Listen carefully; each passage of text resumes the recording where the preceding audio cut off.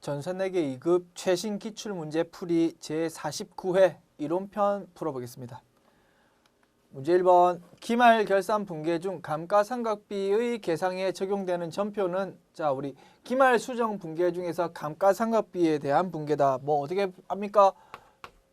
차변 감가상각비 대변 감가상각 누계 이렇게 인식하는 거죠. 이게 어디에 분계에 속하냐고요. 입금전표, 출금전표, 대체전표 어디에 속하냐. 자 우리 입금전표, 출금전표, 대체전표라는 건 뭡니까?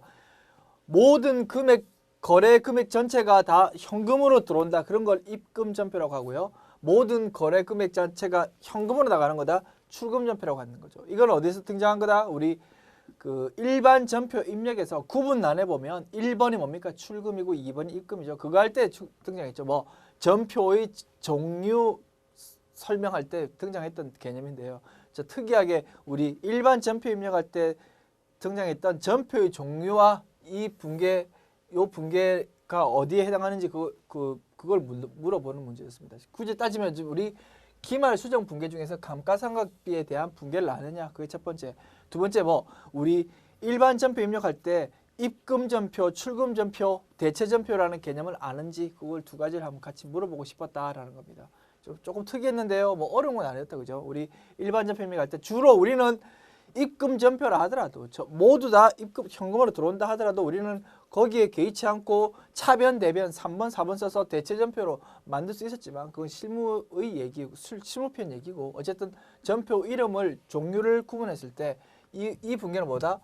어느 것도 현금이 등장한 게 없으니까 입금전표, 출금전표 아니라는 거죠. 입출금전표 아니라는 거. 이런 말은 처음 들었습니다. 입출금전표 이런 건 없고 대체전표, 차변, 대변 쓰는 3번, 4번 써서 쓰는 대체전표에 해당한다라는 겁니다. 그죠? 답은 4번 되겠습니다. 2번 다음 상품 매매 거래를 3분법으로 기장하는 경우 매출 원가를 산출할 수 있는 개정은 자 3분법은 간혹씩 등장한다는 거죠. 자 3분법은 뭡니까? 우리 상품에 대해서 우리가 일반적으로 사용하는 2분법은 상품 매매 거래에 대해서 매출 원가와 매출 두 가지만 쓴다는 의미에서 2분법이라고 부르는데요. 3분법은 특이하게 상품 거래에 대해서 매입이라는 계정 과목을 또 하나 추가로 쓴다고 해가지고 3분법이라는 용어로 부르는데요. 전혀 우리 매출 원가 산정하는 이론에서 달라질 게 하나도 없다. 다만 특이한 점은 우리가 기중에 매입할 때 상품을 매입할 때 상품이라는 계정 과목 우리가 쓰는 게 일반적인데 그러지 않고 뭐 매입이라는 계정 과목을 쓴다는 게 특이했다는 겁니다. 그래서 우리가 그 3분법에서 매출 원가를 산출할 수 있는 계정은 이 중에 아무것도 해당하는 게 없습니다. 매입 계정 과목을 사용해서 매출 원가를 산정한다라고 답변하면 될 것 같습니다. 그래서 3분법 답은 뭐 순식간에 매입이라는 계정 과목만 안다면 우리가 3분법에서 매입이라는 계정 과목을 쓴다라는 개념 안다면 답은 쉽게 구할 수 있는 거고요. 자, 3분법 한번 설명해 보려고요. 어차피 우리 본문에서 우리 시험에서 출제 잘 안 되니까 본문에서는 없고 문제로만 간단히 이렇게 풀어보고 있는데요. 3분법 개념 한번 잠깐 설명해 봅시다. 우리 상품 총계정 원장에서 주로 상품 총계정 원장으로 봤을 때 기초에 100이 있었고요. 매입이 단기 매입이 1000 있었대요. 그래서 판매 가능 상품이 1100 있고요. 그래서 판매 가능 상품을 기말 재고와 매출 원가로 두 가지로 나누어야 되는 과정에서 기말에 실제로 창고에 200이 남아 있다면 매출 원가가 900이다 라고 이제 볼 수 있는 건데요. 이 상황을 우리가 일반적으로 사용하는 2분법에서는 어떻게 회계 처리합니까? 일단 기초에 있던 재고와 기중에 매입한 상품에 대해서는 어떻게 분개합니까? 차변의 상품, 대변의 현금 뭐 이렇게 처리했겠죠. 그렇게 해가지고 1000이 쌓였다는 겁니다. 그리고 뭐 상품이라는 계정 과목의 차변에 1100원이 지금 집계되어 있다는 거죠. 그 중에서 실제로 200만 남아 있으니까 매출 원가가 900이라는 걸 우리가 역산해가지고 기말에 수정 분개할 때 어떻게 합니까? 차, 대 해가지고 여기 왼쪽에 있는 상품 중에서 900만큼은 이미 없었다는 거죠. 그래서 이렇게 오른쪽으로 보내면서 900 하면서 매출 원가라는 비용을 인식한다는 거죠. 900. 이게 2분법이다. 3분법은 달라지긴 하나도 없다. 3분법은 기초 기말에 있는 재고 자산에 대해서는 상품이란 계정 과목을 우리가 재무상태표에 공시해야 되죠. 어쩔 수 없다. 그거는 3분법이라 하더라도 어쨌든 기초 기말에 남아있는 상품에 대해서는 상품이라는 계정 과목으로 재무상태표에 공시해야 된다고요. 그러니까 뭐 기중에 매입한 거에 대해서만 매입이라는 계정 과목을 쓰더라는 거죠. 계정 과목. 그래서 어떻게 일단 기초에 남아있던 상품은 뭐라고? 상품이라는 계정 과목으로 현재 기록되어 있더라고요. 그래서 어떻게 상품, 기초에 남아있던 상품을 일단 제끼고요. 상품 기초 그리고 이게 뭐 매출 원가 100 이렇게 기록하고 기초에 매입한 거는 뭐 매입이란 계정값으로 썼다는 겁니다. 기초 매입한 매입을 얼마? 100이었 1000이었죠. 1000을 없애주면서 뭐 원가 1000 그리고 마지막 기말에 200 남아 있으니까 상품 200 이렇게 어차피 이게 공시가 돼야 되니까 재무상태표 공시가 돼야 되니까 200 남기고 이걸 뭐라고? 원가 200 이렇게 기록한다는 겁니다. 즉 한 줄로 기록하던 걸 뭐 매입이란 계정 과목이 있으니까 이렇게 세 줄로 나타낸다는 것이 3분법의 핵심이었다는 거죠. 그러나 매출 원가로 봤을 때는 100 플러스 1000 빼기 200은 뭐 900이니까 결과는 똑같다. 다만 매입이라는 게 있기 때문에 이렇게 세 줄로 나타냈다. 근데 우리가 뭐 회계 원리 배울 때는 기초재고 플러스 단기 매입 마이너스 기말재고를 나타내기는 이 세 분계가 너무나 좋더라는 거죠. 그래서 뭐 예전부터 우리 회계 원리 상품 매출 원가를 설명할 때 흔히들 3분법으로 설명을 많이 해왔다는 거죠. 그런 전통 때문에 가끔씩 불쑥불쑥 이렇게 튀어나온다는 거죠. 그래서 3분법이 그렇게 튀어나오는데 이 매입이라는 개념 과목만 안다면 문제가 달라지고 답이 달라질 건 하나도 없다는 겁니다.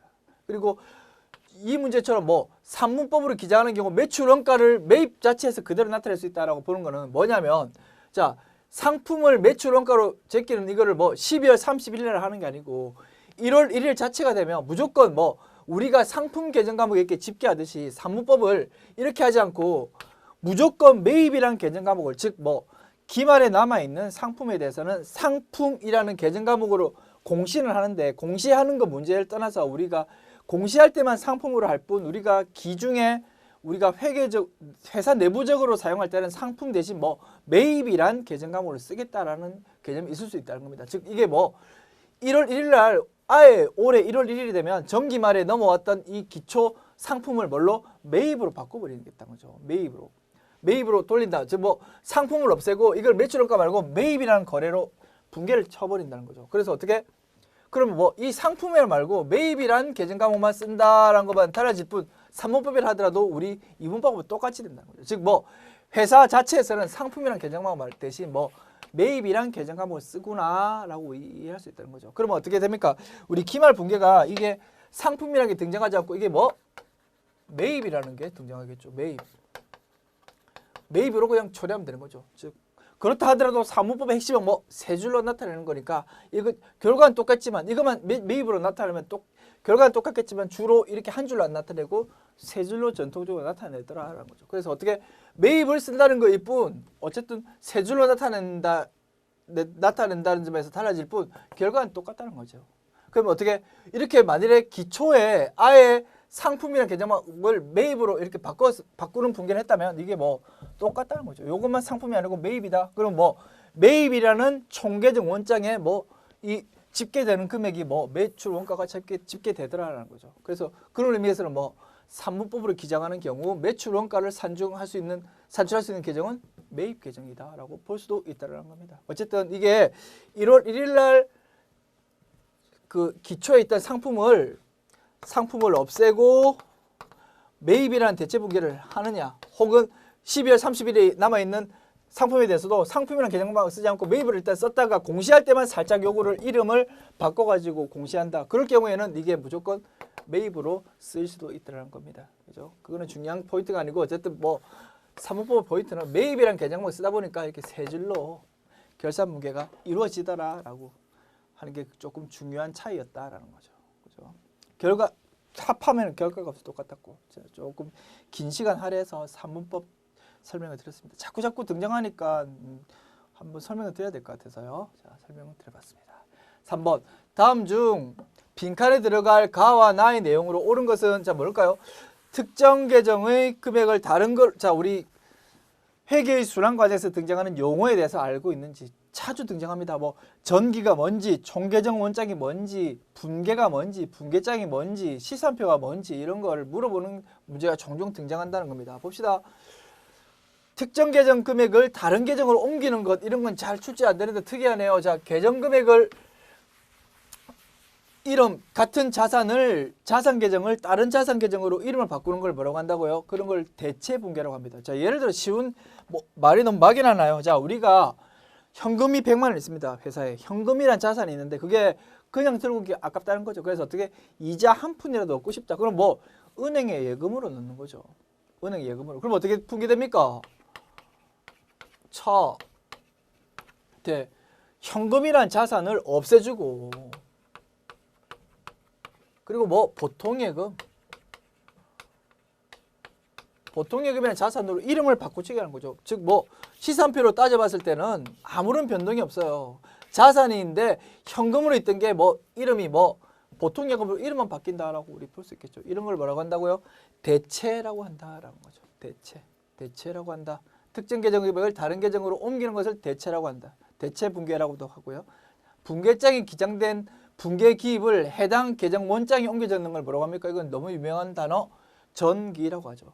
그래서 차변 대변 그 기록되어 있는 분계를 그 현금만 모아가지고 오른쪽에 있는 현금을 총계정 원장이 오른쪽으로 넣는 거 이런 걸 뭐라고 한다고? 전기라고 한다는 거죠. 총계정 원장으로 옮겨 적는 걸 전기라고 한다.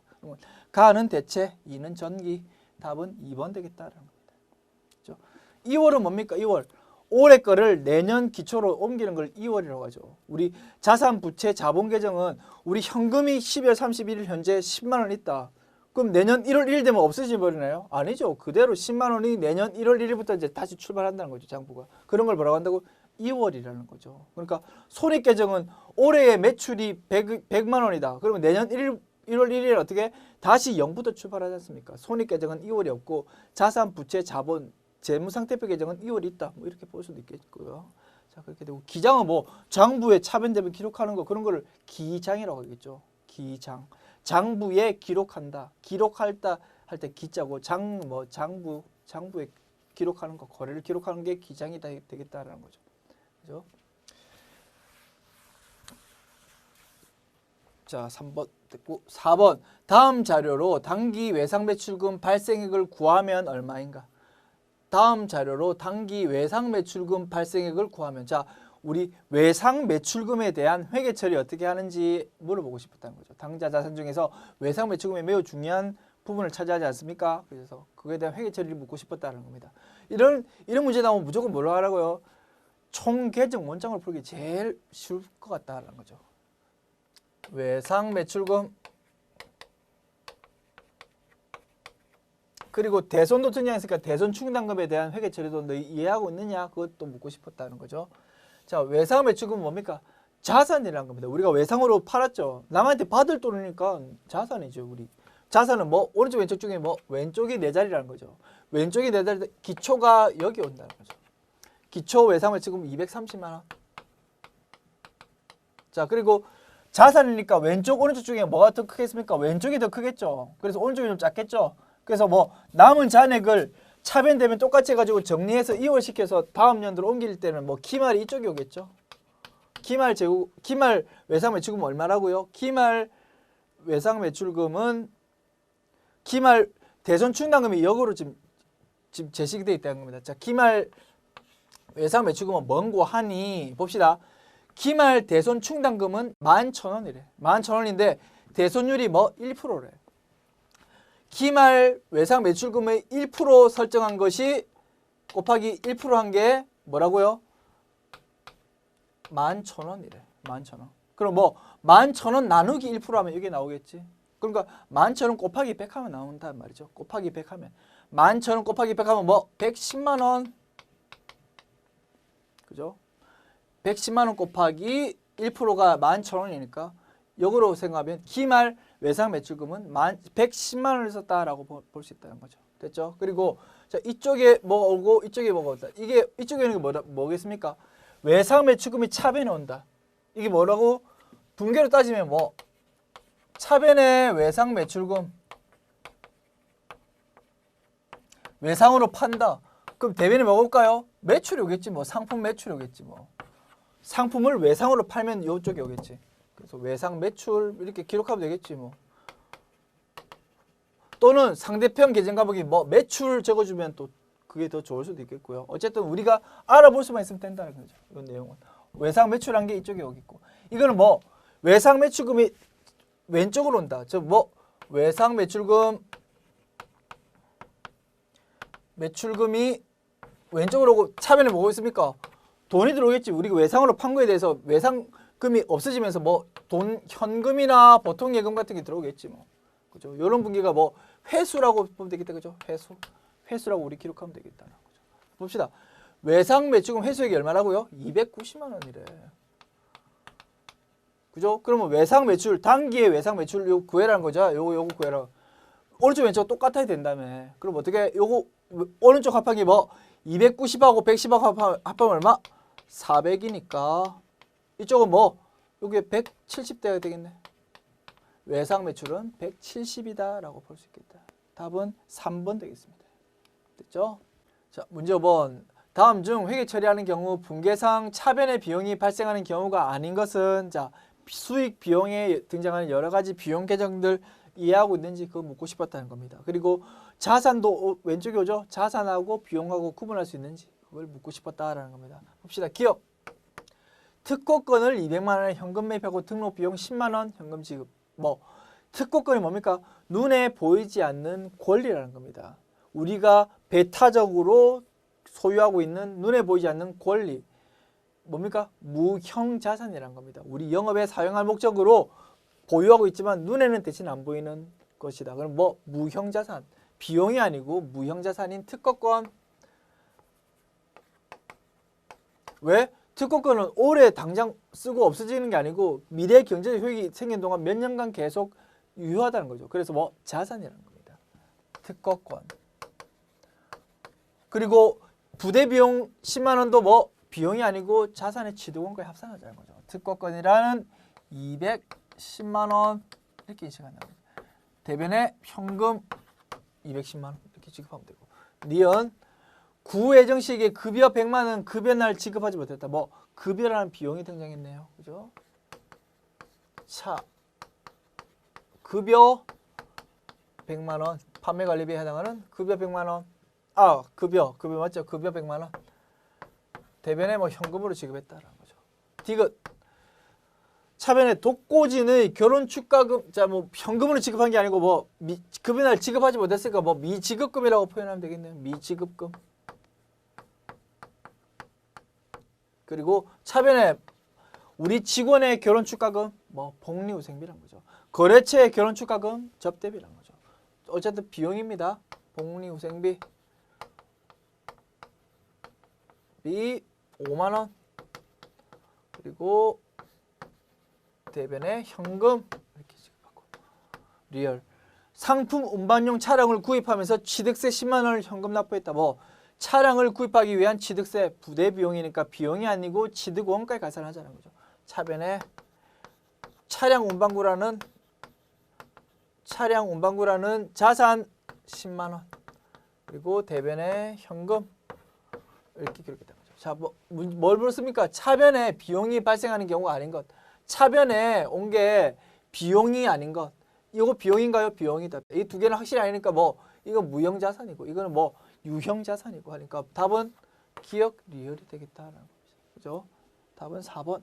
자, 문제 6번. 다음의 거래에서 발생하지 않은 계정 과목 무엇인가? 자, 토지를 3억에 샀대요. 3억에 구입하고 대금 중 1억은 자기압수표로 지급하고 잔액은 한 달로 지급하기로 했다. 자, 뭐 유형자산의 취득인데 뭐 자기압수표로 지급했다. 뭐 자기압수표에 대한 회계 처리 아니냐? 그거 묻고 싶었다는 거죠. 자, 봅시다. 그러면 회계 처리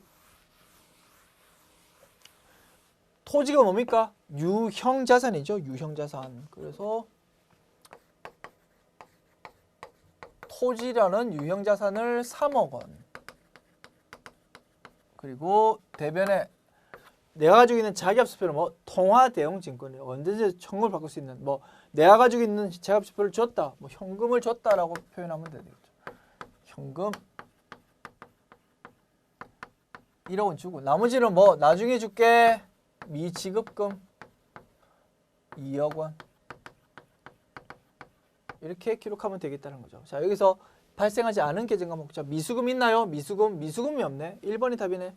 토지 있고 미지급금 있고 현금 있다는 거죠. 자, 그죠? 미수금 1번이 답이다.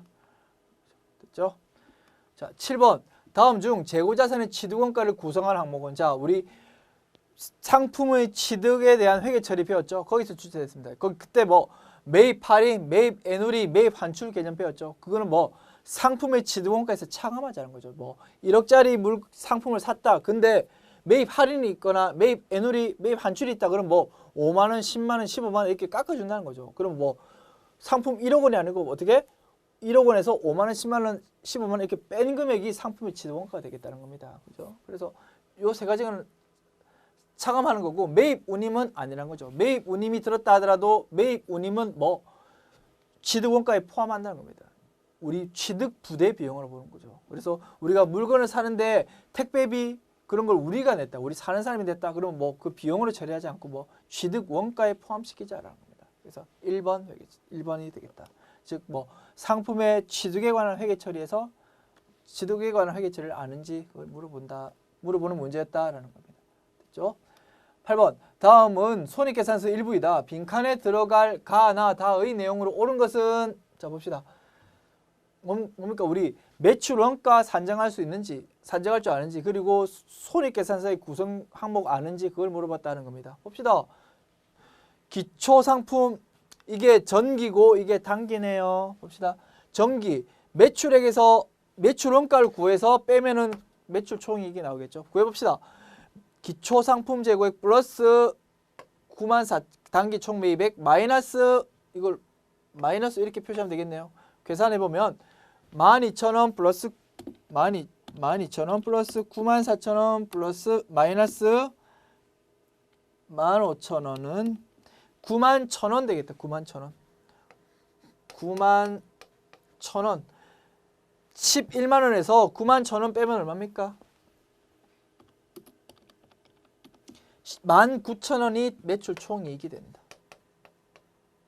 전기의 매출 총이익 19,000원 19,000원 이 아니면 사겠네요. 어쨌든 2015년도 기초 상품 재고액은 뭡니까?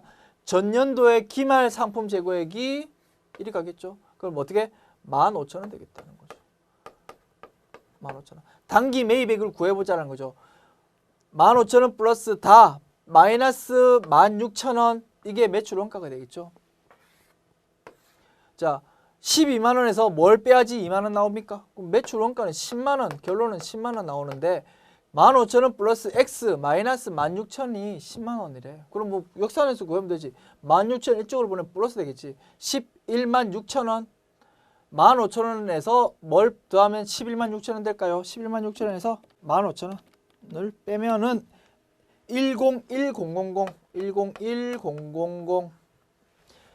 10만 1,000원 되겠네요. 10만 1,000원 10만 1,000원이 단기 매입이다라는 거죠. 10만 1,000원. 자, 이게 나는 뭡니까? 전기 말 재고가 단기 초 재고니까 15,000원이 답이 되겠고 그러면 답은 2번 되겠다라는 겁니다. 그죠? 답은 2번.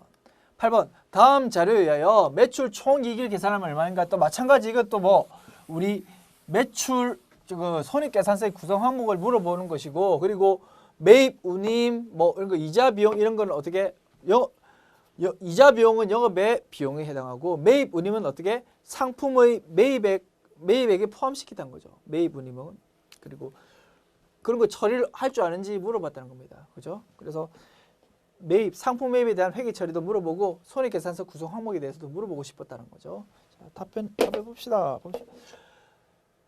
매출 총이익은 뭡니까? 단기 매출액에서 매출 원가를 뺀 거죠. 매출 원가를 어떻게 구한다고요?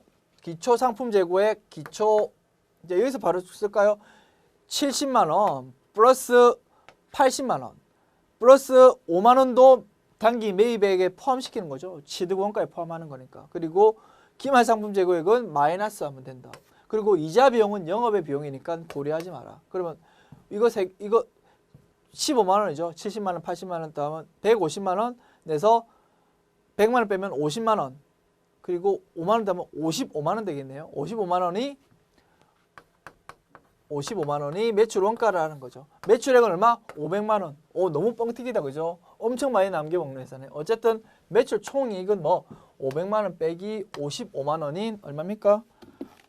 500만 원 빼기 55만 원인 445만 원. 445만 원. 답은 3번이 되겠다라는 겁니다. 됐죠? 문제 10번. 다음 계정 기입에서 단기 소모품 미사용분의 금액은 자, 우리 기말 수정 분기에서 소모품의 적립이었습니다. 그 소모품이 적립돼서 그 분계를 할 줄 아는지 그걸 물었고 또 소모품비에 대해서 총계정 원장에게 주어졌을 때 총계정 원장을 읽을 수 있는지 그걸 묻고 싶었다는 겁니다. 그죠? 풀어봅시다. 10월 25일에 어떻게 분계했다고요? 소모품비 뭡니까? 이게 비용이죠. 비용의 차변에 있다는 거죠. 총계정 원장이. 자, 10월 25일에 어떻게 분계했다고요? 우리 회사는 소모품비를 살 때 뭐 전부 다 소모품비라는 비용으로 처리하는 회사래요. 그래서 소모품비 5만 원 이렇게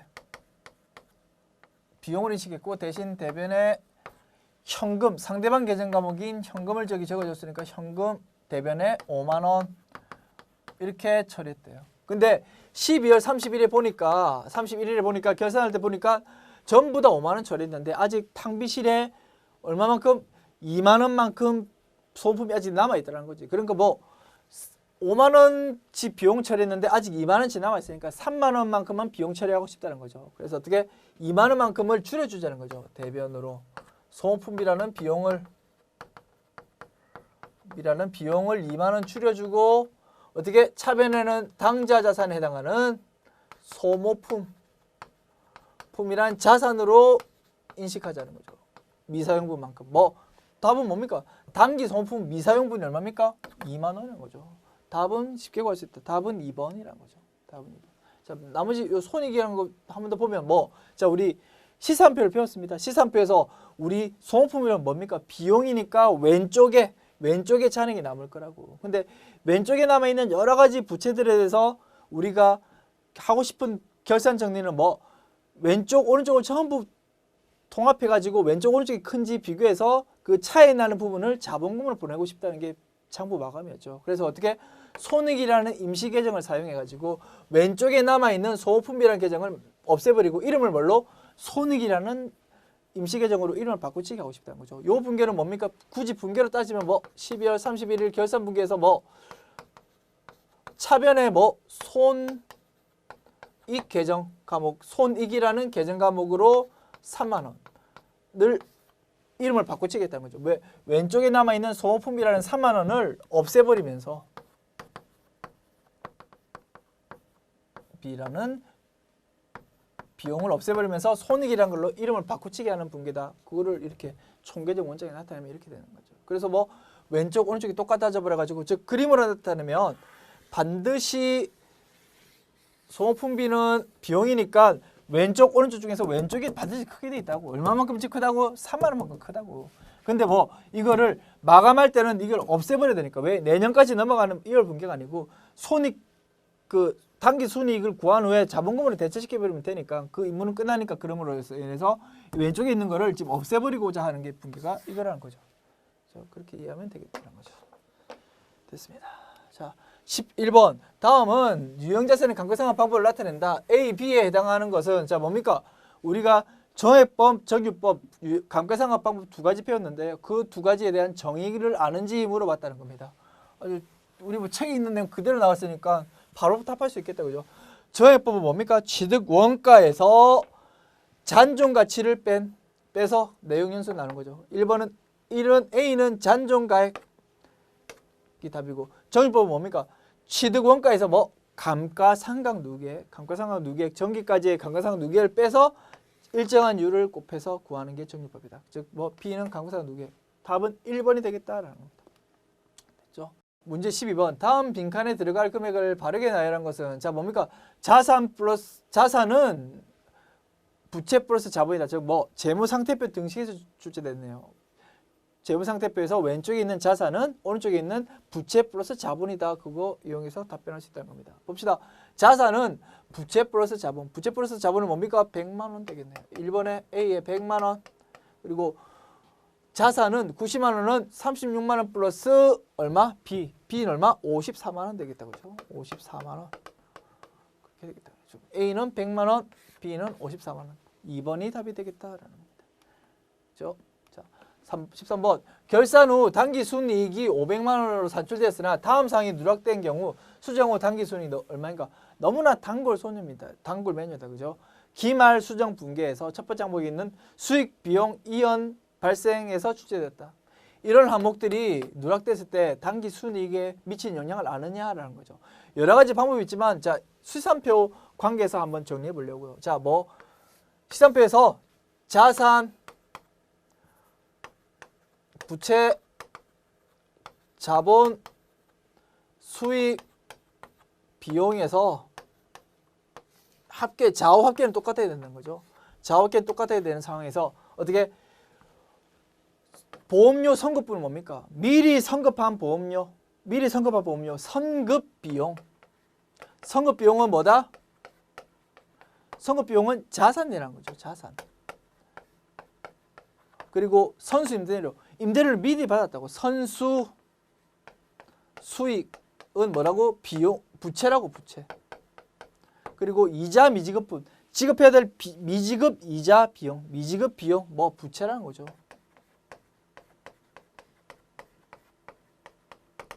부채.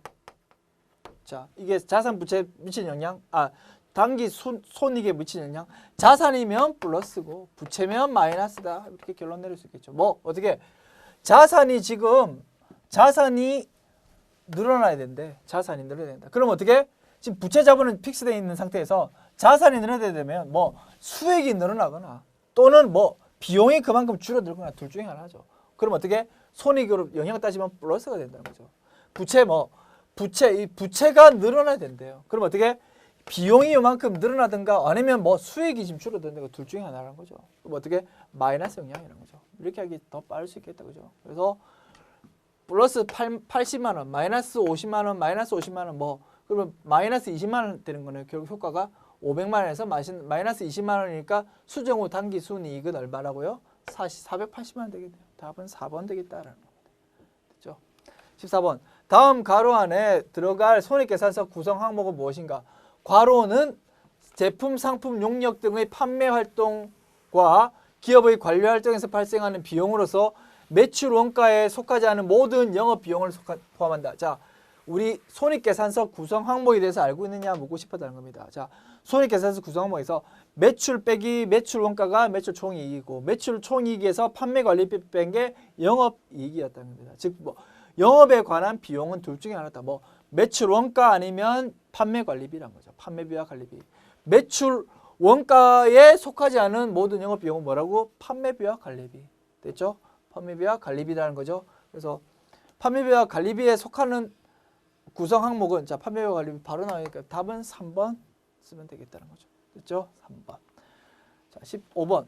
충청 상사의 갑상품 거래 내역이다. 갑상품의 월말 재고액으로 오른 것은 단 선입선출법인 기초재고, 매입 단기 매출 구해주고. 자, 전형적인 뭐 선입선출법 문제였다는 겁니다. 우리 상품에 대한 회계처리에서 선입선출법 문제. 이걸 어떻게 풀면 된다고요?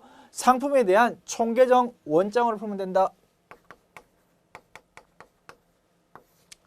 자, 상품은 자산이니까 왼쪽이 네 자리다. 왼쪽에 뭐 기초재고 얼마 있다고요?